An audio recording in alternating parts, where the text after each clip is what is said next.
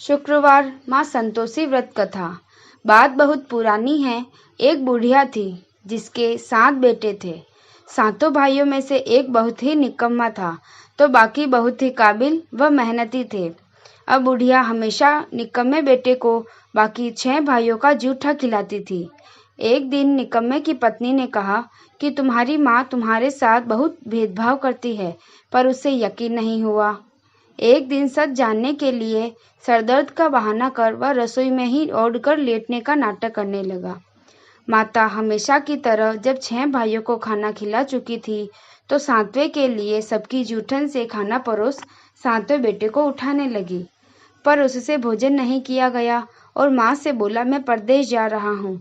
माँ भी बोली, मेरी बला से कल जाता आज चला जा। अब वह जाने को तैयार हुआ तो पत्नी का ख्याल हो आया, जो पशुओं के बारे में गोबर के उपले बना रही थी।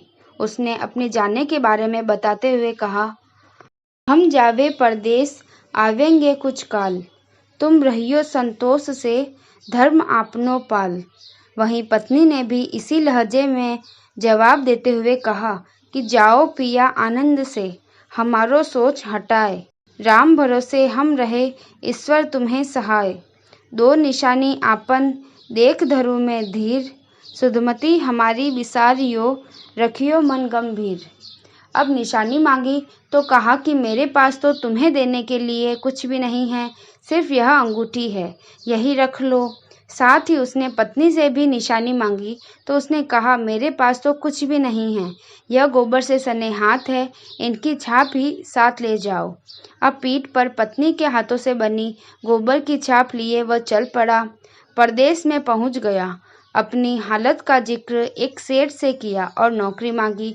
सेठ ने भी रख लिया। बात पैसों की हुई तो सेठ ने कहा, जैसा काम वैसा दाम। अब वक्त आदमी को होशियार बना ही देता है। धीरे धीरे वह कामकाज में माहिर हो गया। सेठ के बाकी नौकर चाकर भी उसकी होशियारी के मुरीद होने लगे, साथ ही उससे जलते भी थे। सेठ ने भी भांप लिया कि बंदा काम का है। धीरे धीरे सेठ उसे अपना बही खाता संभलाने लगा और एक रोज ऐसा आया कि उसे मुनाफे का हिस्सेदार बना लिया। अब वह और भी मेहनत व लगन से काम करता, कारोबार बढ़ता गया और सेठ भी कारोबार उसके हवाले कर वहां से चला गया। उधर उसकी पत्नी की बहुत दुर्दशा हो रही थी। उसकी सास जेठानियों ने उसका जीना हराम कर रखा था। एक तो घर का सारा काम उससे करवाती, ऊपर से खाने को भी घास फूस की रोटी मिल जाती तो गनीमत होती। एक दिन क्या हुआ कि वह पास के वन से ही लकड़ियां लेने गई हुई थी तो क्या देखती है कि कुछ महिलाएं वहां कथा कह रही है। जब उसने उनसे पूछा तो उन्होंने बताया कि माँ संतोषी की व्रत कथा कर रही है। उसने पूछा कि उसे भी इसके बारे में बताओ। उन्होंने उसे माँ संतोषी के व्रत की विधि बताई। अब रास्ते में उसे मंदिर भी दिखाई दिया। वह माता के चरणों में लेट गई और कहने लगी, हे माँ, मैं अज्ञानी हूँ, मुझे कोई विधि विधान पता नहीं है, ना ही मेरी हैसियत है कि मैं किसी तरह से प्रसाद खरीद सकूं। मेरा मार्गदर्शन करो माँ, मैं क्या करूं, मेरा कल्याण करो माँ। माँ ने भी उसकी पुकार सुनी। वह लकड़ियों को बेचकर प्रसाद के लिए गुड़ चना लाई और शुक्रवार का उपवास किया और व्रत कथा भी सुनी। कुछ ही दिनों में उसे पति की चिट्ठी मिली, साथ ही पैसे भी आने लगे। अब वह हर शुक्रवार व्रत करती। फिर उसने माँ से गुहार लगाई कि हे माँ, मुझे मेरे स्वामी से मिलवा दो, मुझे पैसे पत्र की इच्छा नहीं है। तब स्वयं माँ एक बूढ़े का भेष धारण कर उसके पति के पास पहुंची और उससे पूछा कि उसका कोई घर बार है या नहीं। उसने बताया कि सब कुछ है, लेकिन इस काम को छोड़कर कैसे जाऊं। तब उसने कहा कि माँ संतोषी के नाम का दिया जलाकर कल सुबह दुकान पर बैठना, शाम तक तुम्हारा सारा हिसाब किताब हो जाएगा और सामान भी बिक जाएगा। उसने ऐसा ही किया और माता के वरदान से वह शाम के समय कपड़े गहने खरीद कर अपने गांव चल दिया। उधर उसकी पत्नी नित्य की तरह माता के मंदिर में माता से बातें कर रही थी कि हे माँ, मेरे स्वामी कब आएंगे। तो उसने कहा कि बेटी, तुम्हारे पास जो लकड़ियाँ है इनकी गठरियाँ बना ले, एक को नदी किनारे छोड़, एक को यहाँ मंदिर और एक को जाकर घर पर पटक कर कहना कि लो लकड़ियाँ, 2 भूसे की रोटी। उसने वैसा ही किया। उधर से जब उसका पति लौट रहा था तो नदी पार करते ही सूखी लकड़ियां दिखाई दी। सफर से थकान हो गई थी और भूख भी लग आई थी।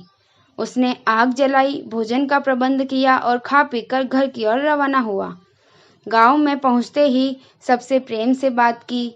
इतने में ही उसकी पत्नी ने लकड़ियों का गट्ठर आंगन में पटका और कहा, लो सासू जी, लकड़ियों का गट्ठर लो, भूसे की रोटी दो।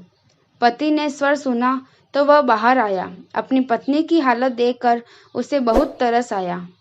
अपनी माँ से पूछा कि इसकी ऐसी हालत क्यों हुई है, तो माँ ने कहा कि काम धाम तो कुछ करती नहीं, गांव भर में भटकती रहती है, पर वह अपने साथ हुए अन्याय को भूला नहीं था।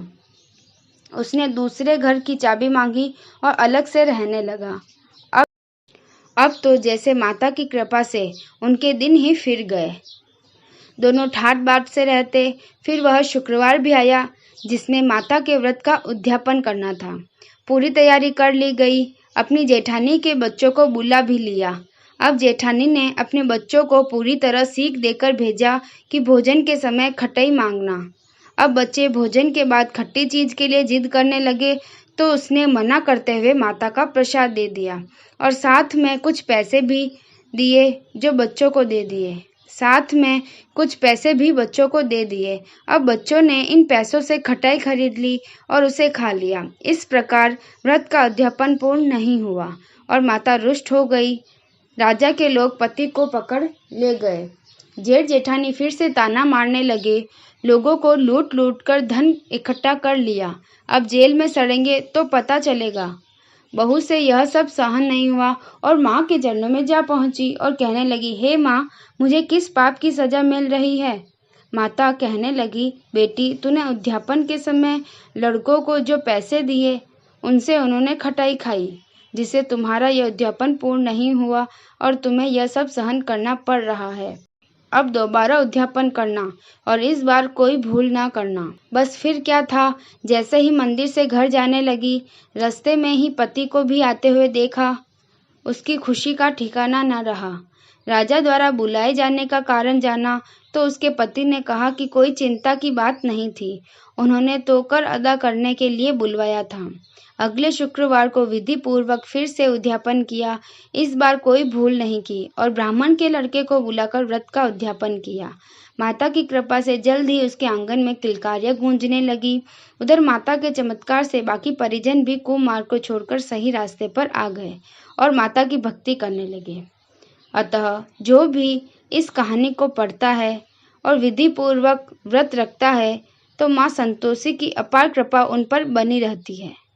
माता रानी आप सबके मनोरथ पूर्ण करे। बोलो संतोषी माता की जय।